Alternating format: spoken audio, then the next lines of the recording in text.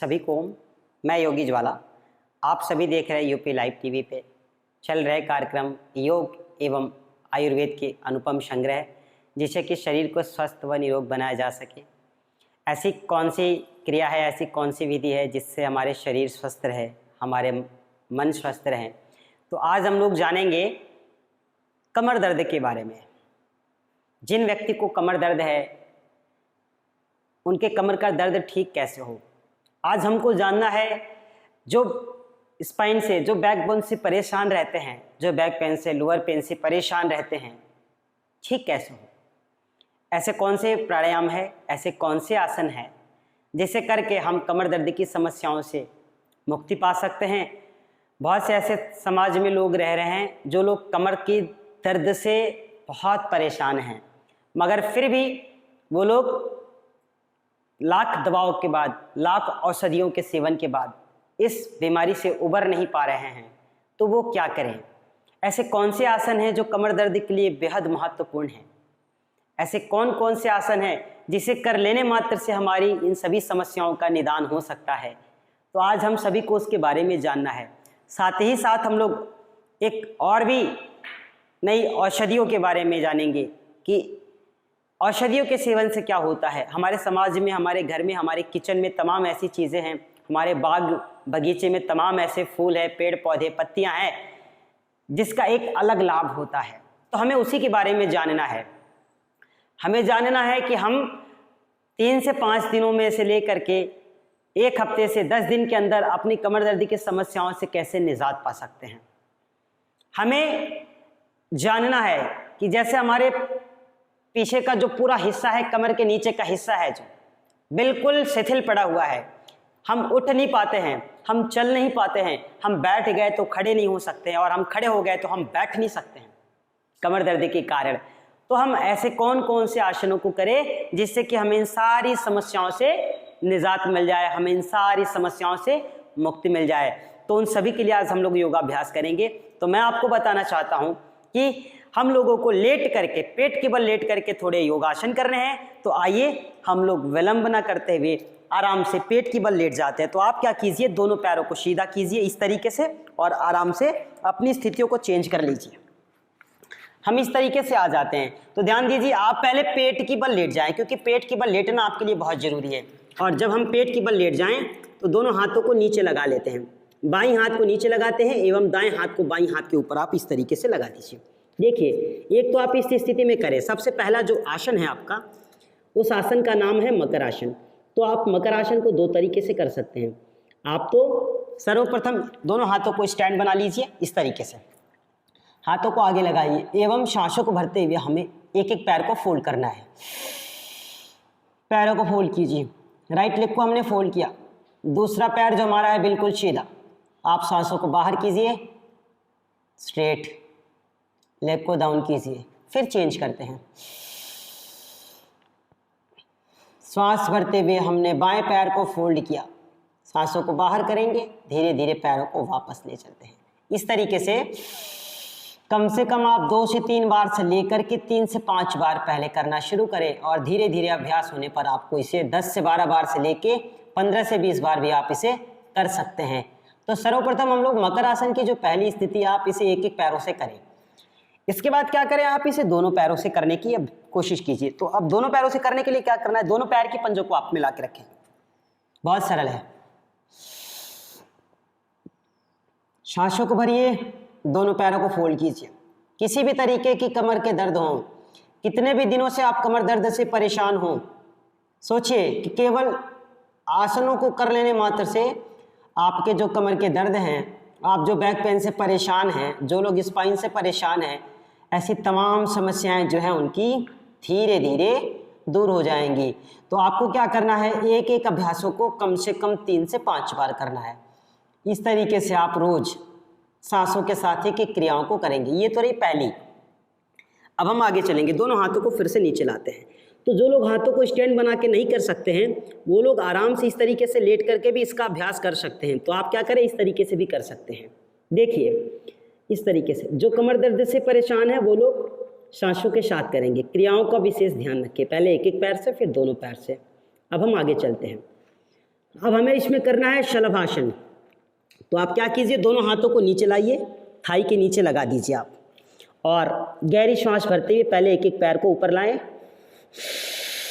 श्वास भरिए, right leg को 1 से 1.5 फीट ऊपर लाएं, 30 to 45 डिग्री के मध्य में रखें, सांसों को बाहर कीजिए, धीरे धीरे लेग डाउन, चेंज, लेफ्ट से, फर्स्ट राइट सेकंड लेफ्ट, श्वास बाहर, रिलैक्स।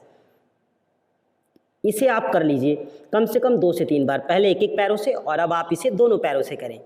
फिर से आप गहरी सांस को भरें, दोनों पैरों को आपको ऊपर की ओर लाना है, 3 to 5 सेकेंड होल्ड, श्वास बाहर, रिलैक्स।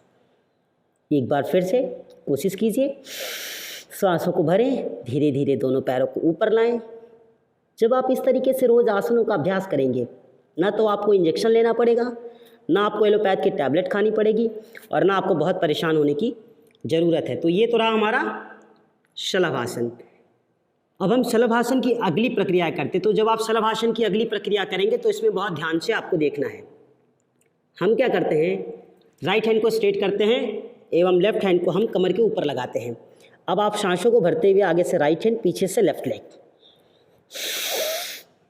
इस तरीके से आगे से राइट हैंड, पीछे से लेफ्ट लेग, एक साथ ऊपर लाएं, 3 to 5 सेकेंड होल्ड, सांस बाहर, रिलैक्स होते हैं, चेंज। इसी को आप दूसरी ओर से भी करें, सांसों को भरें, आगे से राइट हैंड, पीछे से left leg, 3 to 5 second hold, सांस बाहर, रिलैक्स। कम से कम एक एक अभ्यासों को आपको 2 to 3 टाइम्स ले करके 5 to 10, 10 to 12 टाइम करने हैं। जिनको समस्याएं ज़्यादा हो वो लोग इसकी अभ्यास को बढ़ा देंगे। ये वापस, तो ये तो रही शलभासन की दूसरी प्रक्रिया। अब इसकी अगली प्रक्रिया, अब आप क्या कीजिए, दोनों हाथों को बैक साइड ले जाइए, राइट हैंड से लेफ्ट हैंड की कलाई को आप पकड़ लीजिए, दोनों पैर के पंजे पीछे से मिले हुए हों। आप गहरी सांस भरें, आगे से ऊपर की ओर उठना है, 3 to 5 सेकेंड होल्ड, सांस बाहर, रिलैक्स। एक बार फिर से सांसों को भरें, धीरे धीरे आप ऊपर की ओर आएं, सांसों को बाहर कीजिए, धीरे धीरे वापस। अब आप दोनों हाथों को वापस लाइए। तो इस तरीके से आपको एक एक अभ्यासों को करना है। अब इसका अगला अभ्यास, ध्यान दीजिए, कमर दर्द वाले कहीं नहीं जाएंगे, केवल आराम से एक एक आसनों को देखते हुए इसका अभ्यास करें, जिससे कि उनके पुराने से पुराने कमर दर्द भी ठीक हो जाए। दोनों हाथों को आप कंधों के पास लाएं, हाथ की कोहनी फर्स्ट पोजीशन में आप फर्श पे लगाएं। पहली स्थिति जो है हमारी, बिल्कुल फर्श पे हाथ की कोहनी को लगा के रखें। देखिए, जब भुजंगासन हम करेंगे तो फर्स्ट टाइम में ही हम पूरा खोल नहीं देंगे हाथों को, पहले आप धीरे धीरे सीखिए, क्योंकि आपको समस्याएं हैं। तो आप धीरे धीरे इसका अभ्यास कीजिए, गहरी सांस भरें, श्वास भरते हुए आप गर्दन एवं चेस्ट को ऊपर लाएं, 3 to 5 सेकेंड होल्ड। दोनों हाथ की हमारी जो कोहनी है वो ज़मीन से लगी हुई है, आप ध्यान दीजिए, श्वासों को बाहर कीजिए, धीरे धीरे आप वापस आइए, इस तरीके से। पहली स्थिति। दूसरी स्थिति में हम क्या करते हैं, थोड़ा सा हाथों को अंदर लाते हैं, ये। अब आप फिर से सांसों को भरें, सेकेंड स्थिति, सेकेंड पोज। सरलीकरण के हिसाब से मैंने बताया है आपको पहले इसी तरीके से करना है। वैसे तो लोग क्या करते हैं, यहाँ से ही शुरू करते हैं, श्वास भरिए, दोनों हाथों की कोहनी हाफ खोलिए, इस तरीके से, गर्दन आसमान की ओर, दृष्टि ऊपर बिल्कुल, श्वास बाहर, स्लोली स्लोली नीचे आएं। इस तरीके से सांसों को भरते हुए आप ऊपर जाएंगे एवं सांसों को बाहर करते हुए नीचे आएंगे।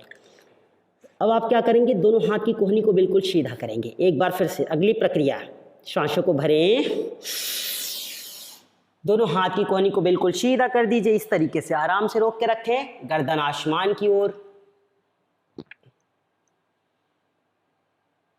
श्वास बाहर। एक बार फिर,